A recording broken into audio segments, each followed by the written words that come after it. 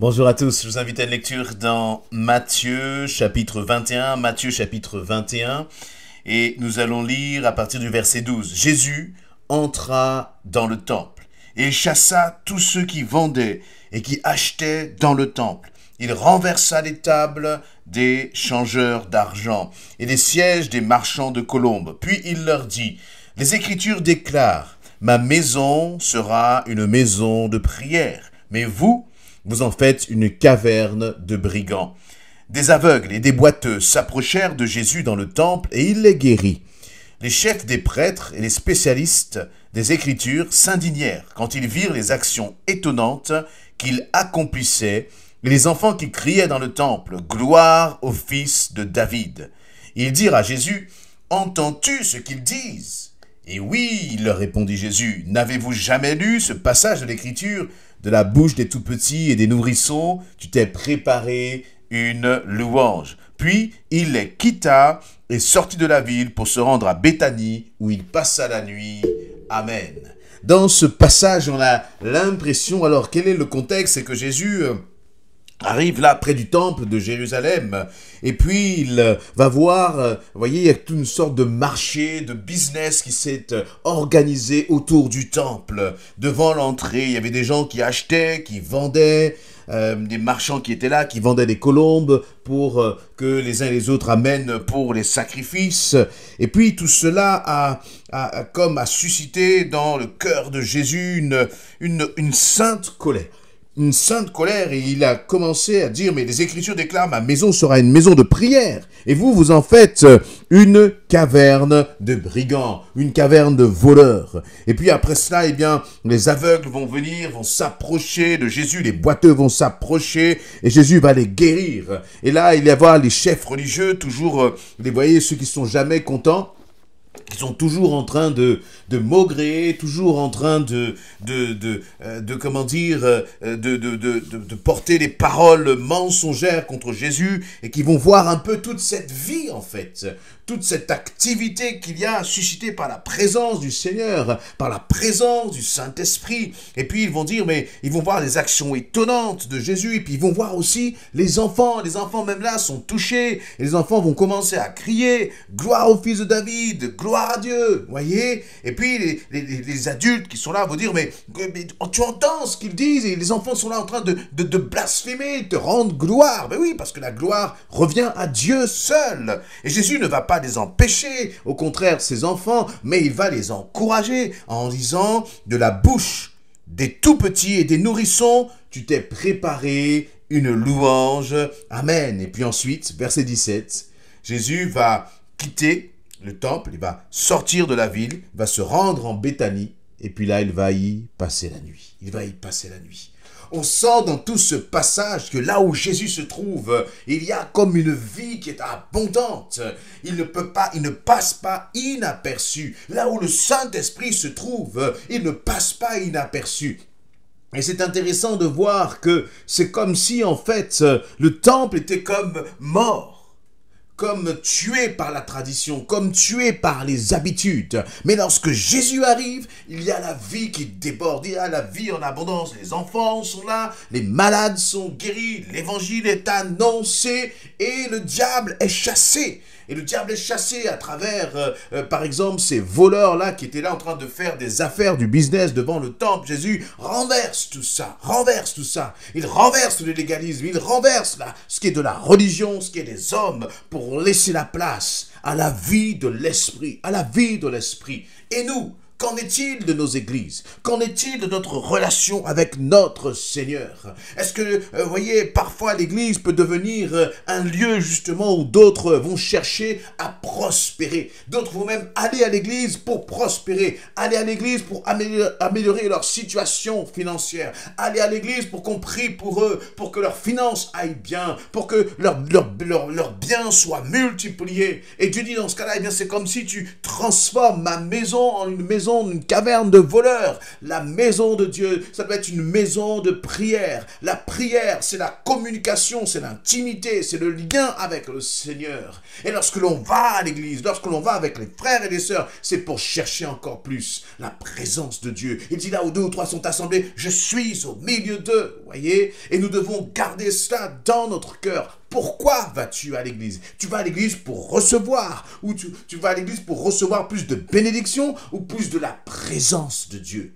Bien sûr, on n'a pas besoin d'aller dans un lieu pour recevoir la présence de Dieu, mais en même temps, c'est là dans l'assemblée des frères et des sœurs que nous allons être bénis. C'est dans l'assemblée des frères et des sœurs que nous allons retrouver les différents ministères que le Seigneur lui-même a institués, le ministère d'évangéliste, le ministère de pasteur, de docteur, et de prophètes. C'est là où les dons de l'esprit vont être manifestés. Et c'est là où je vais être béni. C'est là où tu vas être béni. Mais d'une bénédiction qui est spirituelle, bien-aimé, qui est spirituelle. Et on peut être aussi surpris dans ce passage par la réaction de Jésus. Est-ce que Jésus pourquoi Jésus a renversé ces tables? Oui, parce que venir dans la présence de Dieu, il n'y a rien de plus important que cela. Et Jésus-Christ est venu justement pour rétablir ce lien entre les hommes qui étaient séparés de Dieu et le Père. Il est le chemin, la vérité et la vie. Il a donné sa vie. Il a été crucifié. Il va être crucifié sur une croix pour que cette relation soit rétablie. Et tout ce qui fait obstacle entre le Père et ses enfants mettra toujours Jésus en colère. Et c'est pour ça que Jésus va renverser les tables. C'est pour ça que dans un autre passage, il nous a dit qu'il va nouer là comme un fouet. Et puis il va commencer à frapper avec ce fouet pour que ceux qui sont là soient dispersés. Soient dispersés. Tout ce qui fera obstacle entre Dieu et nous mettra le Saint-Esprit en colère. Parce qu'il y a un enjeu d'éternité en fait dans tout cela. Ce n'était pas simplement qu'il y avait des activités qui étaient là. Mais le rôle du temple avait été détourné par les hommes. Comme aujourd'hui et comme je crois que dans les temps de la fin, ça va se passer de plus en plus. On va voir des hommes et des femmes qui vont chercher des titres. Des hommes et des femmes qui vont parader avec leur richesse. Comme pour montrer que ça c'est la gloire de Dieu. La taille de ta voiture. Le niveau de ton compte en banque n'a rien à voir avec la gloire de Dieu. Combien de milliards, il y a de personnes milliardaires qui ne connaissent pas Dieu. Donc tout cela ne rend pas gloire à Dieu. Merci Seigneur parce qu'il nous bénit. Merci Seigneur parce qu'il pourvoit à nos besoins. Merci Seigneur parce qu'avec lui nous n'avons pas à mendier notre pain. Mais je crois que dans notre Dieu aussi il y a cette dimension d'équilibre. D'équilibre. Ce qui rend gloire à Dieu c'est ton humilité. Ce qui rend gloire à Dieu c'est ton amour pour les autres. Ce qui rend gloire à Dieu c'est ton obéissance aux principes bibliques. Ce qui rend gloire à Dieu, c'est ta préoccupation des choses d'en haut, des choses du royaume, du salut des âmes. Mais ce n'est pas la taille de notre voiture, encore une fois. Et Jésus est en colère contre tout cela. Et puis ensuite, on voit qu'au verset 14, les aveugles et les boiteux s'approchent de Jésus dans le temple et il les guérit. Et j'aime bien cette précision qui nous est donnée. Il s'approche de Jésus dans le temple. Lorsqu'en fait nous allons dans un lieu, lorsque nous allons à l'église, c'est l'expression que nous avons.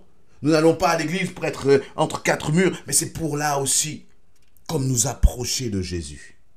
Jésus, encore une fois, n'est pas dans un lieu précis, parce que lorsque tu quittes ce lieu, eh bien, lorsque les bien-aimés, les frères et sœurs partent de l'église, le Saint-Esprit ne reste pas dans le lieu. Il part avec nous, il est en nous, il vit en nous. Mais lorsque nous nous rassemblons, vous voyez, c'est comme le corps là qui se rassemble.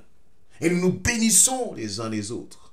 Et ils vont dans un lieu, dans le temple, mais c'est pour rencontrer Jésus. Lorsque je vais avec mes frères et sœurs, eh bien, à travers mes frères et sœurs, c'est aussi Jésus que je rencontre. C'est comme je suis un bras et l'autre, c'est l'autre bras. Et là, eh bien, on sent, il y a l'unité là du corps de Christ qui se manifeste lorsque nous sommes réunis. Et lorsque nous sommes réunis, il y a des choses extraordinaires qui se passent. Et c'est pour ça qu'il est écrit, des aveugles et des boiteux s'approchent de Jésus dans le temple et il les guérit. Je crois que lorsque l'Église, lorsque les bien-aimés, les frères et sœurs se réunissent, il faut nous attendre à ce qu'il y ait des miracles. Il faut nous attendre à ce qu'il y ait des profondes transformations et que des prodiges se passent. Avec quelle mentalité vas-tu encore à l'église? Y vas-tu encore avec habitude ou par habitude? Ou est-ce que tu t'attends à ce qu'il y ait quelque chose d'extraordinaire qui se passe? Et l'autre dimension extraordinaire que l'on voit, eh bien, c'est que Il y a même les enfants qui vont louer Dieu. Mais juste avant cela, on s'aperçoit qu'il y a toujours là comme des corbeaux, toujours là comme des obstacles, toujours là comme de ceux qui veulent détourner justement la gloire de Dieu qui est en train de se passer là. Eh bien, il nous est dit, les chefs et les prêtres et les spécialistes des Écritures qui s'indignent. Ils s'indignent de voir cette joie. Ils s'indignent de voir des malades guéris. Ils s'indignent de voir la gloire de Dieu se manifester. Et dans l'Église, il y en a toujours qui s'indigneront de voir Dieu se manifester. Mais peu importe, rien n'arrête le Seigneur d'agir au milieu de son peuple. Et c'est important de toujours le réaliser. Jésus ne s'est pas laissé arrêter par ceux qui s'indignaient. Et ce qui est même intéressant, c'est de voir que, eh bien, face aux chefs religieux qui pensaient pourtant avec toute la connaissance intellectuelle, il y a les enfants qui étaient en train de louer Dieu. Et Dieu cherche des hommes et des femmes qui ont des cœurs d'enfants. Et Jésus va dire, mais de la bouche des tout-petits et des nourrissons, tu t'es préparé une louange. Et j'aimerais que nous puissions garder cette parole de notre cœur. Réaliser qu'à travers tes enfants, eh bien, il y a la louange de l'Éternel qui s'exprime. Dieu s'est préparé une louange à travers le cœur des enfants. Vous voyez, le cœur des enfants, ce n'est pas un cœur qui va être là, silencieux, qui va se taire, qui va être dans le murmure, qui va juste murmurer et qui va louer Dieu Non, j'imagine ces enfants qui couraient peut-être là dans le temple et qui louaient Dieu. Petite parenthèse, ils ne couraient pas pour faire juste du bruit. Non, ils couraient et louaient Dieu.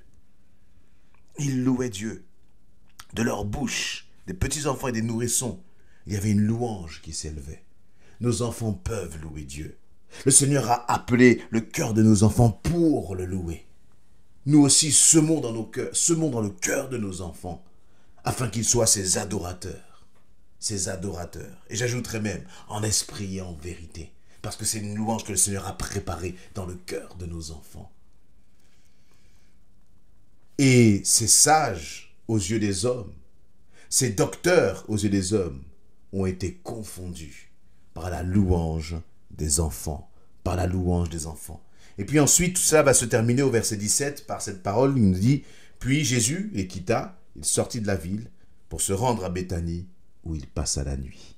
Vous voyez, c'est comme si il y a la tradition qui est là, Jésus entre dans le temple, là où il entre, il y a quelque chose qui se passe. Il y a la vie, il y a la joie, il y a une transformation qui s'opère.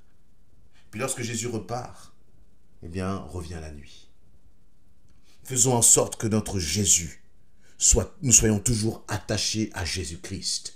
Faisons en sorte que l'Église soit toujours centrée sur Christ. Parce que si ce n'est pas le cas, c'est une Église alors, à un moment, où viendra la nuit. C'est une Église à un moment dans lequel, si on ne fait pas attention, viendra les ténèbres. Que Christ ait toujours sa place au milieu de nous. Et lorsque je parle de Christ qui est sa place au milieu de nous, ce n'est pas la tradition, ce n'est pas la religion, mais c'est un Jésus-Christ qui est vivant. Un Jésus-Christ qui est là, qui est présent et qui se manifeste. Voilà ce à quoi nous devons aspirer chaque jour. Lorsque, pour ton Église, prie pour ton Église, pour que Jésus-Christ soit manifesté, pour que Jésus-Christ soit évident et ne soit pas, simplement une histoire que l'on raconte. Ça, c'est la religion. Jésus-Christ vivant, ça, c'est la réalité de la parole. Amen. Amen.